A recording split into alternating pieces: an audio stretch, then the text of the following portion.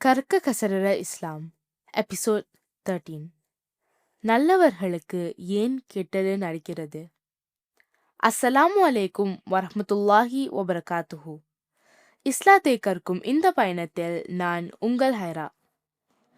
பாப்பா, நான் இன்னைக்கு கேள்வி கேட்கறது முன்னாடி நேயர்களுக்கு ஒரு விஷயம் சொல்லணும்.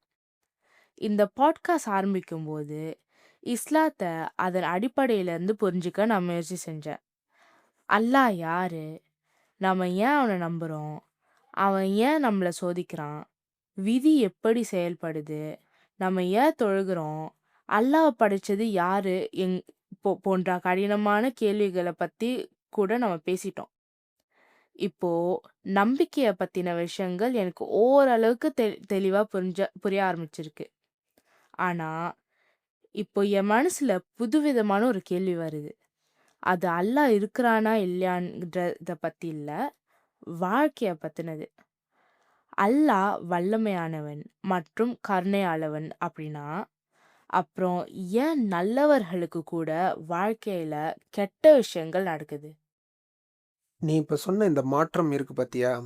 அதுதான் ஈமான். நம்பிக்கை வளர்ற விதம் ஹைரா. முதல்ல ஒருத்தன் அல்லாஹ்வ உண்மையிலேயே இருக்கிறானா அப்படின்னு சொல்லிட்டு கேட்பான். அப்புறம் கொஞ்சம் தெளிவு வந்ததும், அல்லாஹ் இருக்கிறான்னா, அப்புறம் ஏன் இந்த வாழ்க்கை சில சமயம் இவ்ளோ வலியா இருக்கு அப்படின்னு சொல்லிட்டு கேட்பான். இது ரொம்பவும் எதார்த்தமான கேள்விதான். ஒவ்வொரு மனுஷனும் ஏதோ ஒரு கட்டத்துல இத தனக்குள்ள கேட்டுக்கிட்டு தான் இருப்பான். ஏன்னா நிஜமாவே நல்லவங்க கஷ்டப்படுறத நாம பார்க்குறோம் பாப்பா.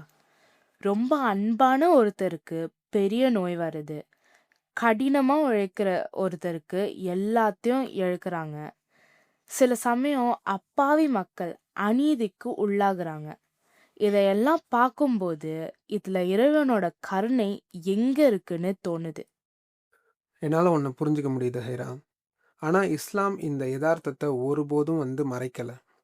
வாழ்க்கை கஷ்டங்கள் நிறைஞ்சது தான் என்பதை குர்ஆனே ஓப்பனா சொல்லுது. அல்லாஹ் சொல்றான், லக்கத் ஹலக்னல் இன்சான ஃபீ கபத். சூரா அல் பலத்ல 90வது அத்தியாயம் 4வது வசனத்துல, நிச்சயமாக நாம் மனிதனை போராட்டங்கள் நிறைந்ததாகவே படைத்துள்ளோம் அப்படின்னு சொல்லிட்டு அல்லாஹ் குர்ஆன்ல சொல்லி காட்டுறான். கவனி, அந்த போராட்டங்கிறது ஏதோ தற்செயலா நடக்கிறதுனா இல்லை. அது மனுஷ வாழ்க்கையோட ஒரு பகுதி தான். ஆனா அல்லாஹ் ஏன் வாழ்க்கைய இப்படி அமைச்சிருக்கான்? ஏன்னா இந்த உலகம் ஒருபோதும் சொர்க்கமா இருக்கணும்னு சொல்லிட்டு படைக்கப்படல. அல்லாஹ் சொல்றான், அல்லதி ஹலக்கல் மௌத்த வல் ஹயாத்த லி லியப்லுவக்கும். உங்களில் யார் மிக அழகான முறையில் செயல்படுகிறார் என்று சோதிப்பதற்காகவே அவன் வாழ்க்கையும் மரணத்தையும் படைத்தான். இது சூரா அல் முல்க்ல 67வது அத்தியாயம் 2வது வசனத்துல அல்லாஹ் சொல்லி காட்டுறான். எனவே வாழ்க்கைங்கிறது ஒரு தேர்வு, டெஸ்ட். இது ரிவார்டுக்கான, வெகுமதிக்கான இடம் இல்லை. முழுமையான நீதி என்பது இங்கே கிடைக்கிறதே கிடையாது. அது மறுமையில் தான் முழுமையடையும். அப்போ கஷ்டம் வருதுன்னா, அது எப்பவும் தண்டனைன்னு அர்த்தம் இல்லையா? நிச்சயமா இல்ல. சில சமயம் கஷ்டங்கள்ங்கிறது நம்மள தூய்மைப்படுத்துறதுக்கு ஒரு வழி.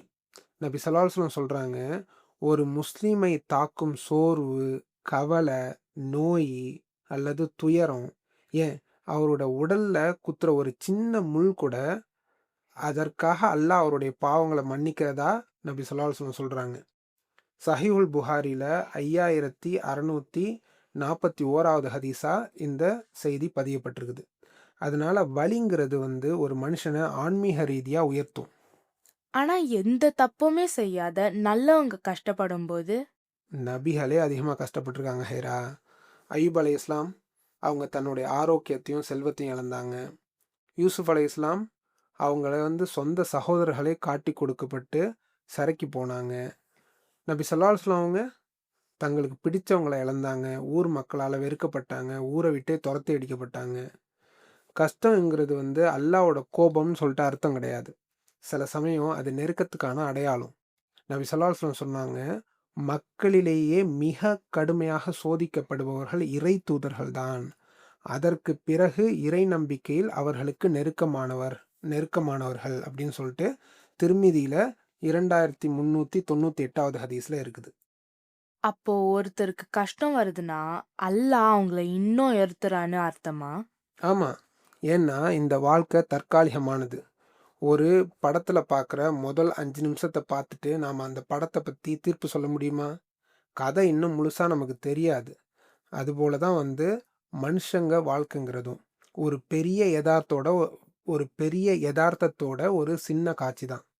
அல்லாஹ் சொல்கிறான், சூரா அல் அன்பியா சாப்டர் நம்பர் 21 வசனம் 47ல், வலா துல்தமு நஃப்சுன் ஷைஆ, எந்த ஒரு ஆத்மாவிற்கும் எல்லளவும் அநீதி இழைக்கப்பட மாட்டாது அப்படின்னு சொல்லிட்டு.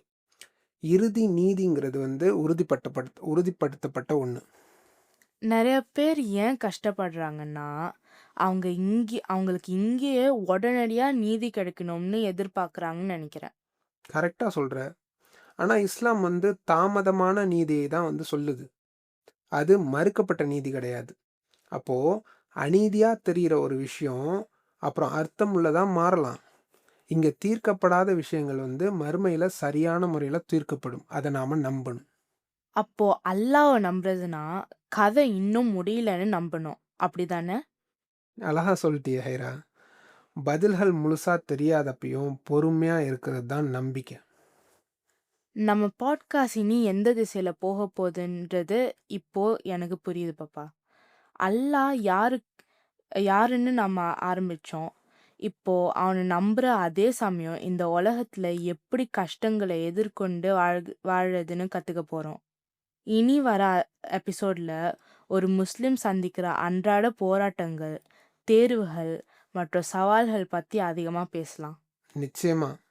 ஈமான்ங்கிறது வந்து வெறும் தியரி கிடையாது. அது யதார்த்தமான வாழ்க்கையை அர்த்தமுள்ளதாக வாழ்கிறது. இது ஹைரா. இஸ்லாத்தை ஆரம்பத்திலிருந்து கற்கும் என்னோட பயணம் தொடரும். அஸ்ஸலாமு அலைக்கும் வரஹ்மத்துல்லாஹி வபரகாத்துஹு.